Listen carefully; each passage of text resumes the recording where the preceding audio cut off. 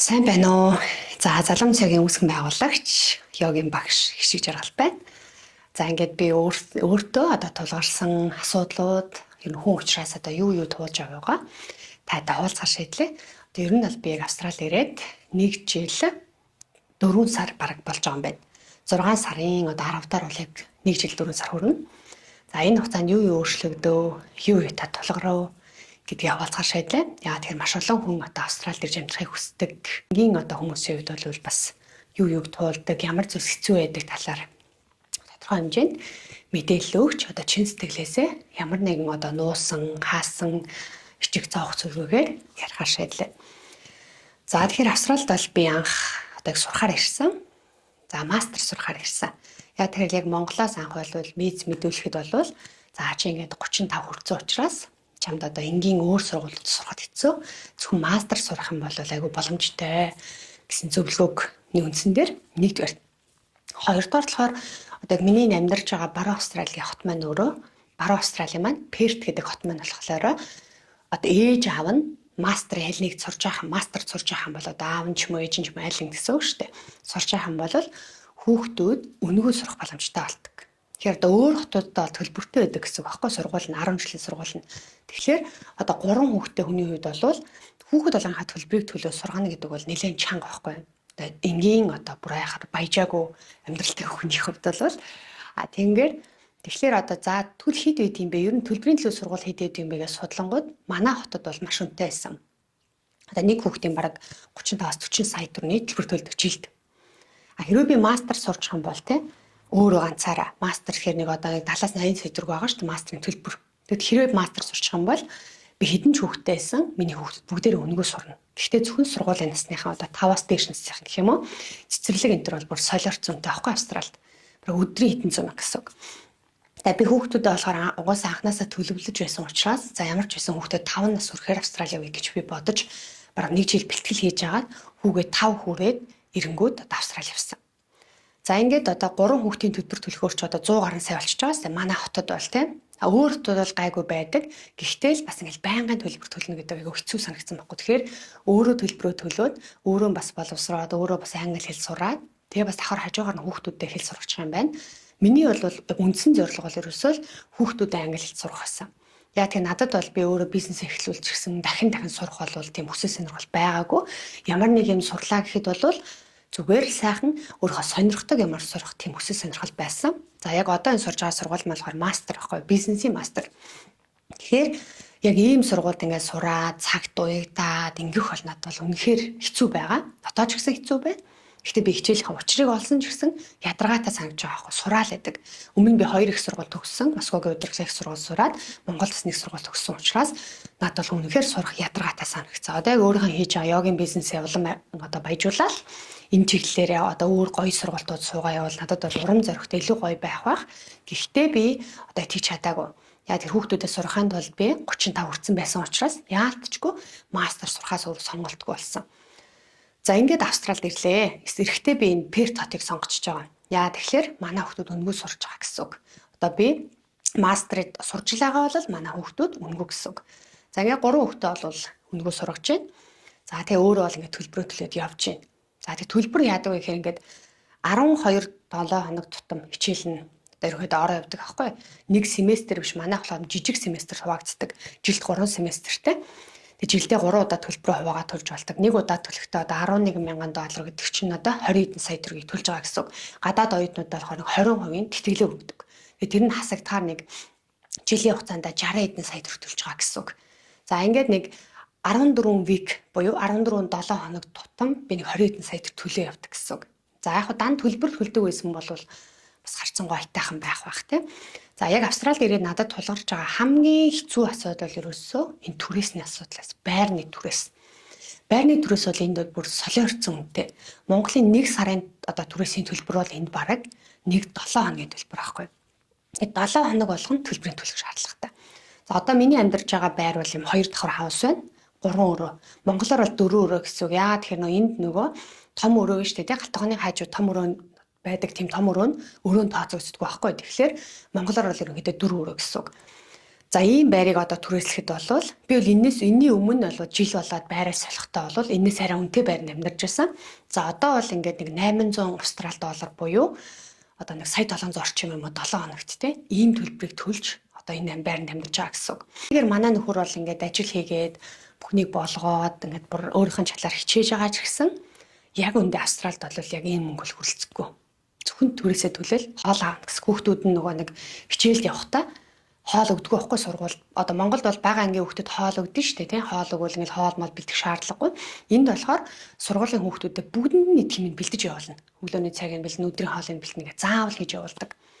За тэгэхээр эн чинь ингээ бас айгүйх жижиг сачиг урсгал зардал орно. За хоол бол нэг асуудалгүй. Энд нэг тийм хоолны хувьд бол Монголтой бараг хүнсний хувьд адилхан үнэтэй байхгүй. Бусад нэг шал сонин айгүй үнэтэй зарлагтай байхгүй. Тогны мөнгө хэд бол солиорцсон үнэтэй тий. Монголд бид нар сард одоо 100 сая төгрөг тогн төлж хэлэхэд энд бол манайх бол сардаа 4-500 сая төгрөг төлж байгаа байхгүй. Тогны үнэл маш өндөр. Хамгийн хэцүү зүйл бол ерөөсөө түрээс гэсэн үг. Одоо ингээл 7 хоног болгон түрээс төлдөг. За тэгвэл би Австралид жил гарan болохтой бид нар бол ингээл яг 100% түрээсийн төлөөл явж байгаа байхгүй. Өмнө нь бол арай үнэтэй байрны амьдэрчсэн бараг сарын 7 хоногийн 2 сая төгрөг үнэтэй. Тэр нь болохоор өөрөө бассан мэсэнтэй яг нэг хотын төвийн бараг хэсэг дээр хотын түргөө ойрхон ч юм арай нэг жоо зэрэгэл өндөртэй байр байсан.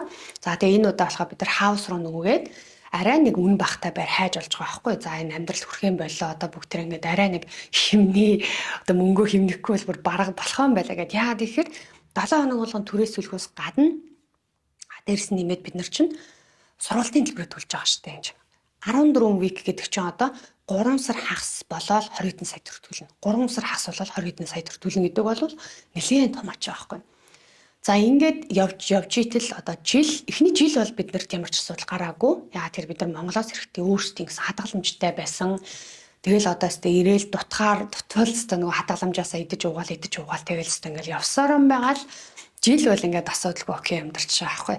Тэгээд өнгөрсөн одоо өвөл 12 сар гэхэд би хоёр ээжигээ өөрийнхөө ээж хадам ээж хоёроо авчлахгүй аялуулад ингээд явуулах хүртэл харцангуй амьдрал бас гайгүй байсан.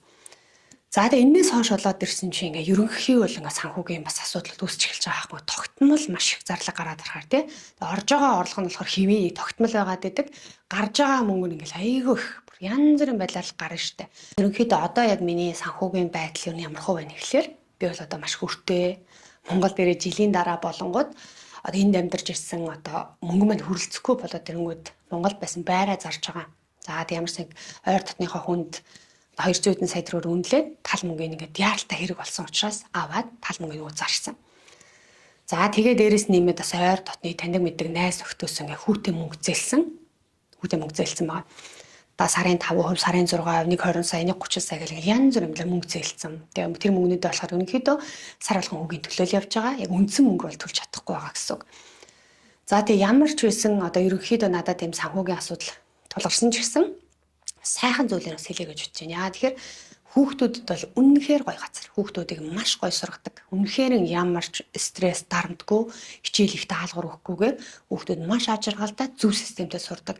Одоо манай бага хүүхд чинь 1-р анги байхгүй. 1-р анги гэхэд зүгээр л тоглоол байгаа юм шиг харагдаж байгаа боловч одоо ингээд англи дээр номыг чөлөөтэй уншдаг болсон. Дөнгөж 1-р ангидаа орохдоо бол ингээд хүсгэлж чадахгүйсэн шүү дээ. Тэгэхэд одоо ингээд өөр хагас жил сурахад одоо манай хүүхд ингээд жил болгонд сургууль дээр нэм номны уралдаан зарладаг байхгүй. Нэг ном уншдаг. Сар зарлалтай. 120 ном унших юм бол алтан одоо тийм одоо юу гэх юм алтан авард гэх юм уу голд авард гэдэг байгаа байхгүй тэрийг тийм шагнал өгдөг. За 90 ном унших юм бол мөнгө авард 60-ыг унших юм бол бронз авард гэх юм уу те. Тэгмэд өнгөрсөн 7 хоног битээр 60 ном уншаад авард авцсан. Эхний авард авчаад байгаа байхгүй. Тэгэхэд хүүхдийн тухайн одоо төвшөнд зориулсан хөөрхөн ном ч гэсэн тэр бяцхан хүүхдийн хувьд бол 60 ном уншина гэдэг бол гайхалтай байгаас та өөрөө ингээд 6 сарын дотор сурцсан гэсэн үг. За хүүхдүүд бол үнэхэр гоё. Хүүхдүүд маш гоё ад жаргалтай, стрессгүй, дарамтгүй сурдаг. Дээрээс нь одоо 1-р ангийн хүүхдүүд хүртэл бясалгал заадаг. Манай хүүхдийн өдөр болгон ээж би mindfulness бясалгал хийгээд тэн дээрээ би тэгсэн ингэсэн гэд ярьдаг. Хичээлийн програм одоо хүүхдүүдийн сурж байгаа байдлыг харахад бол үнэхээр энэ улсад хорогдохгүй байхын аргагүй. За хоёрдугаар миний одоо энэ улсад хорогдож ингэж хүүхдүүдэд сургаж байгаа гол шалтгаан бол хүмүүс нь орчин маш гоё цэвэрхэн одоо ногоон жилийн 4 үйлэр шахах ногоон байна. Тэгээд өвөлдөө хамгийн үүдэн тасах хорон гараадас дулаахан хамгийн гол маш тав тухтай дулаахан гадаад улаахан шүү. За яг одоо бол энэ Австрали үл болоод би гэртээ жоохон даарчлаа байна л да. Гэхдээ гадаа маш дулаахан өсөх юм бол гадаагаар дулаацсан. Уур амьсгалын үед бол хитрхи эрсдэс биш. Яг гоо энэ хот болохоор энэ Австралид эрсдэстэй ордог гэж байгаа байхгүй. Би Монголоос ирсэн учраас надад энэ бүр үнэхээр гоё байгаа. Үнэхээр гоё байна. Дулаахан юм а, ямар гоё юм бэ? Даарахгүй юм а, жинтэхгүй байна гэд. Ийм байна. За тэгээд яг гоо эцэг эхийн хувьд бол нэлээд чартаадаг. Мөнгө болохын тулд хөвтлийн ажиллана, гүрийн.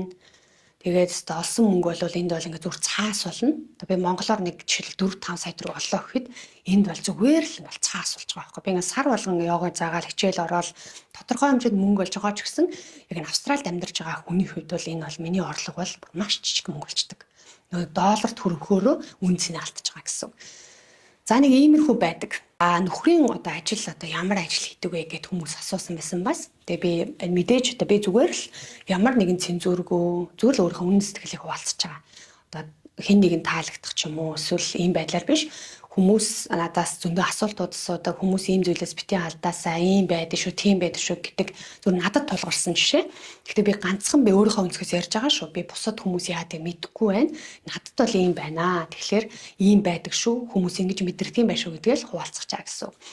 За манай нөхрийн хувьд бол анх Австралид ирээд 3 сард ирсэн. Надаас 2 сарын хойно хүүхдүүдтэйгээ цугарсан байхгүй. Би болохоор захлаад би өөрөө яваад одоо харийн нутагт хүүхдүүдээ аваачаад гэр оронч байхгүй. Би ингээ хүүхдүүдэд зовоохоо хүсэхгүй байна. Би өөрөө яваад араас таад хүрээд дэр. За тэгээ ямарс би нэг очиод нэг байр мэр олоод орон сууц олоод хай тэгээ таайтайгаа өөрийгөө тэгчихсэн байхгүй. Яа тэгэхээр энд байр олох маш хэцүү байдаг. Одоо Монголд ингээд шилэл би байрны зар хараад шууд залгаал за би наатхан ч орё гэж очиж зүйл таалагдвал ордог бол энд тэхгүй. Нэг байран дээр ингээд хитэн хүн алалцсан 10-20 хүн очиод анкетаа бүглүүл намааг аваач араас нь мэйл хүчил энэ тийм учраас надад таалагдсан энийгээ өгөөч гэж та бун алаан болж иж эхлээд үзэн байраа. Үзнийхээ дараа анкетаа бүглж иж байрны эзэн болон тэр агент хоёр нийлж тэр одоо бичиг баримтыг шалгаж үзэж яагаад шалгарах юм бол би орно шалгарахгүй бол орч чадахгүй. Гэх мэт ийм төвхтэй. Тэгэхээр би бол анх ирээд тэр болгон процессыг ерөнхийн энд амьдардаг байсан хүмүүсээс мэдчихсэн учраас гэр бүлтэй ирээгүй, гэр бүлтэй хамт ирээгүй гэсэн. Гэрийнхнийгаа байраа олсныхаа олноо би олчихно. Тэгээ та хэд ирээгээд авчирсан. Тэгтээ би бол арай гэж гэрийнхнийгаа ирэхээс өмнө амжиж олсон. 2 хоногийн өмнө би байр олж хүлээсгээ бодтой амар байгааз тэр тийм амар төвхтэй байсан. Гэтэ яг энэ ч бол процесс шүү дээ. Энийг бол даван туулдаг, энийг хүн мэдэрдэг. Хүн болгоно л Австрали ирээд амьдарч байгаа хүн болгон бол энийг мэдэрсэн байх. Байр олох ямар төвхтэй байдаг. Гэтэ азар бол надад байр олдсон. Байр олдохгүй бүр ингээд буудал мууд, айл майл царай алдаад бүр аргаан бараа явж гисэн бол зөндөө байдаг юм байлээ.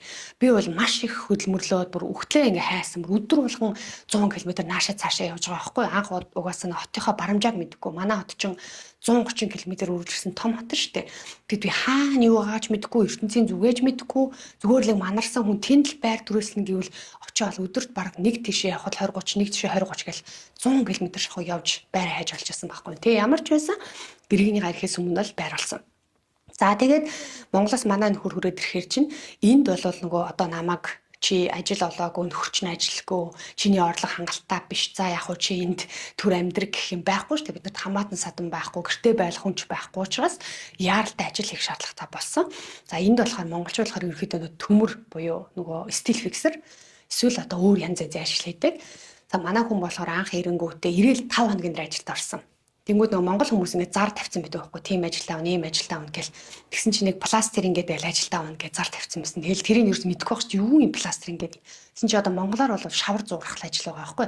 Байшингийн дотор шаврыг цэм шаварддаг. Тэг шавраа эхлээд зуураад тэл байшингаа шаварддаг. За манай нөхөр бол тийм ажилд орсон. Гадаадд ирж байгаа хүмүүс бол тийм гой ажил хийнэ гэж байхгүй шүү дээ. Монголч хийж ирсэн одоо жишээлбэл гой ажиллаа эндээ үргэлжлүүлээд хийх боломж нь жоохон хомс байдаг. Гэхдээ зарим хүмүүс бол орцсон байдаг юм билээ л дээ. Бид нар бол чадаагүй гэсэн үг. Би бол йога хийгээл явж байгаа. Манай нөхөр болохоор тэр амьдралтаа бүр хийж үзээгүй тэр цементний ажилд орсон. Яагаад тэгэхээр энд нөгөө юм хар ажил нь илүү цалин өндөртэй. Одоо тэр төмрийн ажил, цементний ажлууд нь бол илүү цалин өндөртэй байгаа байхгүй юу? Бүр ингээд офсоос илүү өндөр цалинтай.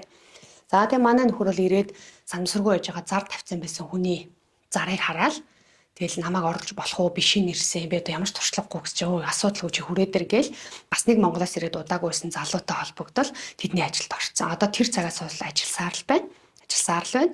Одоо бараг энд ирээ жил гарan болоход бол манай нөхөр бол маш их турсан. Яа тэр чинь хар ажил хийж нэгдүгээр байнга хөдөлгөөнтэй ажил. Монголд бол ийм тарган бүдүүн том гүзээтэй залуу байсан бол одоо энд бараг жоохон хүүхэд шиг одоо нийтдээ бол Монголд бол жингээ хайцсан байсан юм. Бараг 20 кг хассан байсан бол энэ дээрээ дахиад 10 ил хасаад, 30 ил хасаад одоо нэг чүрээс нь жоохон банд шиг болсон байгаа байхгүй. Бараг миний ард орвол харагдахгүй шахав. Ер нь бол ингээ энд ирсэн монголчууд аяг их турдаг, ажил хүнд байдаг. Тэгээд гол нь эрт тусч ажиллана штэ. Өглөө ажил нь 6-д эхэлдэг учраас хол явах ажил гарах юм бол 4 цагт босдог. Одоо жишээлбэл 60 км газар одоо хаус шавардах ажил гарах юм бол 4 өнгөрөөж усаал явна штэ. Тэр чинь 60 км газар энд хурдны замаар явлаа гэхэд 1 цаг явна. Том хот учраас хол зайтай явдаг гэсэн. За нэг иймэрхүү байдалтай л ер нь амьдарч байна. Гэхдээ яг надад бол хэдийгээр бид нар ийм олон одоо зүйлийг даван туулж байгаа ч гэсэн надад бол маш гоё байгаа. Яа тэгэхээр би өмнө харж байгаагүй, олж байгаагүй, мэдж байгаагүй гайхалтай олон зүйлийг олж харсан. Дээрэс нь одоо яг сургуультай бол би нэг удаа манайд нэг яг бүх хичээл нэг сонирхолтой байна гэж байхгүй шүү дээ. Яа тэгэхээр бизнесийн хичээл болохоор олон мэргэжлийн хүмүүс энд тэндээс ирсэн байдаг болохоор тэр болгон тохирсон хичээл зааж байгаа байхгүй. Тэнгүүд нэг л удаа одоо миний яг мэргэжилд одоо миний би хийж байгаа бизнестэй холбоотой хичээл ороод тэр нь бол бүр үнэхээр гайхалтай гоё хичээл байгаад би тэрийг бүр ингээд тулталсан сураад өөрийнхөө вебсайтыг хүртэл би өөрийнхөө гараар хийсэн байгаа. Бүх юмыг амьдрал дээр хэрэгжүүлээд. За энэ семестрийн үед бол нэг тийм гоё хичээл ороогүй жоохон сонирхолтой байна. Гэхдээ яг Австралид ирсний хувьд бол бид нар бол маш олон зүйлийг мэдэрсэн. Ялангуяа одоо сэтгэл зүйн хувьд яаж одоо хүчтэй байх вэ? Сэтгэлээ хямраахгүй байх вэ? Яаж юм гоё нөхцөл байдлаад хэцүү байсан ч гэсэн ажралтай байх вэ? Энийг даван туулах хүчтэй байх вэ? Сэтгэлээр унахгүй, хямрахгүй байх уу гэд маш олон зүйлээр суралцсан. Одоо сэтгэлийн хацтай болсон, хямрхаа байсан. Одоо яг одоогийн байдлаар надад бол би өртөө хэцүү байгаа ч гэсэн надад гоё л байна. Яа тэгэхээр би энийг даван туулна. Надад угаасаа боломж байж л таараа. Би илүү сайн ажиллах хэрэгтэй. За тэгээд судалж байгаа юм илүү сайн судлах хэрэгтэй гэсэн өнцгөөс харж байна. Надад бол одоо тэртээ миний анхны зорилго бол би өөр хүүхдэд англи хэл сургах. Энэ сайхан унган юм шиг англи хэл сурахын тулд мэдээж маш их золиос гарна гэдгийг ерөнхийдөө ойлгоцсон ирсэн учраас одоо надад би бол ухарна, буцна, хэцүү байна гэж хэнрүүж одоо хэлдэггүй. Яа тэгэхээр би өөрөө нэг сонгоод ирсэн учраас би даван тулах хэвээр. Ямар ч байсан энийг болгож бүтээн гэд одоо явж байна. За тэгээ саяхан хэд хоногийн өмнө би бас нэг сургалтанд хамрагдсан. Одоо дижитал бизнес буюу дижитал маркетингийн сургалтанд. Тэр нь болохоор ерөнхийдөө онлайнаар одоо хэрхэн бизнесээ одоо амжилттай явуулах вэ талаар сургалт юм билээ. Нэлээд үнэтэй. Одоо тэр сургалтаа бас аваад үнэхээр одоо амжилттай байна уугүй юу гэдгээ би таадаас хуваалцсан гэж бодож байна. Үнэхээр одоо өөрөө амжилтанд хүрээд үнэхээр одоо тэр сургалтанд хилээд байгаа шиг тэгж орлого маань өсөөд амжилттай болвол би таадаас хуваалцсан. Одоохондоо би зүгээр л эхэлсэн, юуг нь ч ойлгохгүй дөнгөж эхлээл нэг 3-4 хоног хичээлийн үзэл явж байна. За тэгээ надаар бол нэг иймэрхүү л сонтой. Австралид ирээд ер нь бол одоо маш гоё тийм өөдрөг байх, аз жаргалтай байх гэдгийг одоо илүү их сайн ойлгож мэдэр сурч байна. Дээрээс нь сүүлийн одоо жил гарны хугацаанд бас мэдээж ингээл санхүүгийн асуудлаас гадна маш их одоо хичээлийн дарамтанд орсон байхгүй. Зүгээр ингээд ажиллаж яагаад гинт хичээл хийхэр чи хүн шоконд ордог юм бэл. Тэр дарамтаас болоод би маш их стресстэй, хөвлий бол маш их хөвлөжсэн. Гэхдээ би тэр болгоноос маш их юм сурсан. Энэ бол надад бол маш гоё зүйлийг ойлгуулж байна, ухааруулж байна. Дээрээс нь сүүлийн 1 жил би яг стрессэд эхлэнгүүтээ стресс маань маш өндөр түвшинд хүрэхэд бяцлаглаа маш идэвхтэй хийсэн. Тэгээ бяцлаглынхаа хүчээрээс одоо яг юм гоё сэтгэл санаа сайхан тайван гоё байна гэж би бодож байна. За ингээд таад маань ямар асуултууд байна бичээд байгаарай за. Зарим нь би рилээр оруулна, зарим нь блогоор оруулаад явъя гэж бодож байна.